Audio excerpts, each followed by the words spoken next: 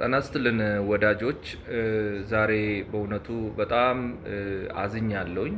ያዘንኩበትም ዋና ምክንያት እቺን በጣም ቆንጅዬ ልጅ ገና ታዳጊ ወጣት ብዙ ተስፋ ያላት ልጅ መሞቷን ስሰማ በእውነት እላችኋለሁ ከቤተሰቤ ወይም ከቅርብ ቤተሰቤ አንዱ ያረፈ ያህል ነው የተሰማኝ። እኔ በጣም አዝናለሁኝ። እኔ በእርግጥ እሷን በሶሻል ሚዲያ እንጂ በአካል እንደዚህ ተቀራርበን ተነጋግረን አናቅም።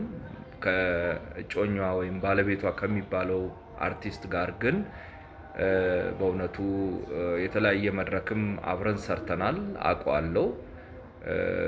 እኔ በጣም ነው ያዘንኩት፣ ለሱም ባለቤቱን በማጣቱ ለሷም ህይወቷን በማጣቷ ለቤተሰቦቿም ለሁሉም ነው በጣም ያዘንኩት።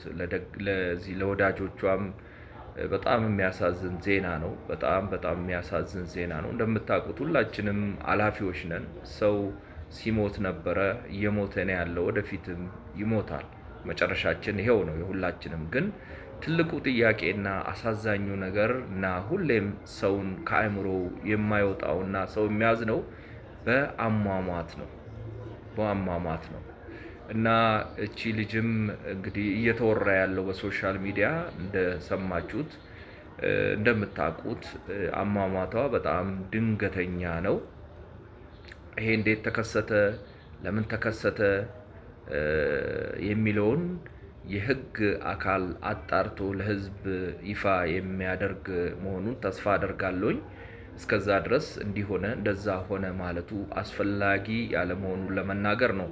አንደኛው የገባሁበት ዋናው ነጥብ እኔ ሀዘኔን ለመግለጽ ነው።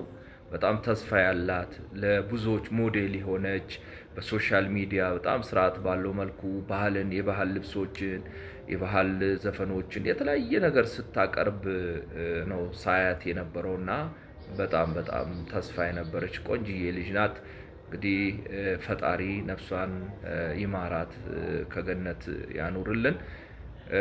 እና እንዳልኩትም ከዚህ ውጪም እንዲሁ በሶሻል ሚዲያ የሚዘዋወረውን የሷን ሞት ተከትሎ ዜናዎችን ሳይ ወይም አሉባልታዎችን ሳይ ሪሊ በጣም አዝኜ ይሄ ነገር መቆም አለበት ለማለት ያህል ነው። አገራችን ውስጥ እንግዲህ እንደምታውቁት ሰው ፊት ለፊትና እውነት ያለውን ትቶ በሩመር ያምናል።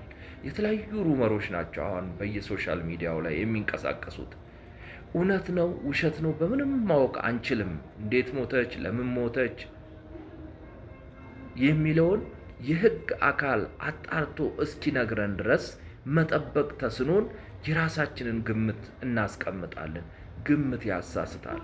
ግምት ወዳልሆነ መንገድ ይነዳል። በተለይ ደግሞ ሟችን መውቀስ በጣም ነውር ነው። ተነስቶ አይ እውነቴ ሐቄ እኮ ይሄ ነው አይለንም።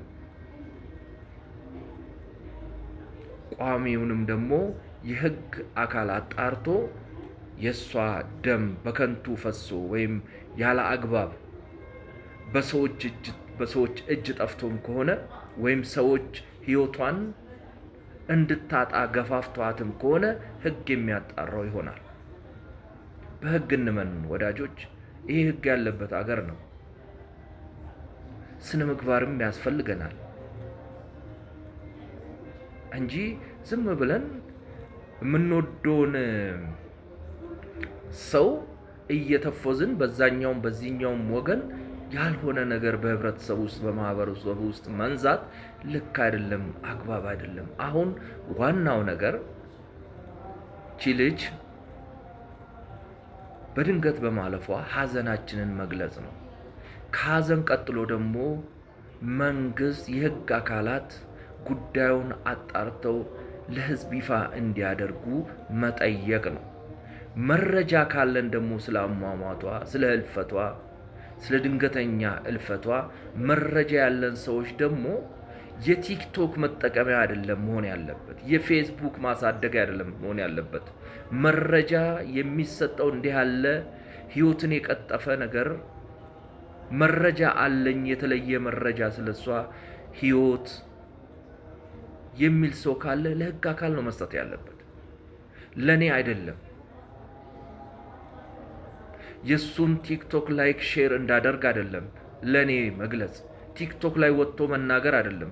ይሄ መረጃ አለኝ፣ እንዲህ ያለ ጥርጣሬ አለኝ፣ እከሌ ወይም እከሊት እንዲህ አርጋት ሊሆን ይችላል የምትሉ ሰዎች ካላችሁ ወስዳችሁ ለህግ አካል ስጡ እንጂ ዝም ብሎ ለቲክቶክ እና ፌስቡክ ወይም ዩቱብ ማሳደጊያ መጠቀም የሰውን ህይወት አግባብ አይደለም። ህይወቷ በድንገት ማለፉ ለሁላችንም የማይደበቅ ዜና ነው። ይሄን ተከትሎ መንግስት በተለይም ደግሞ የጸጥታ አካል ስራ እየሰራ ስለመሆኑ ሰምተናል።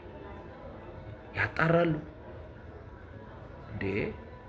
የ120 ሚሊዮን ህዝቦቻችን ጉዳይ በእጃቸው ላይ እኮ ያለ የመንግስት አካል ነው ያለው።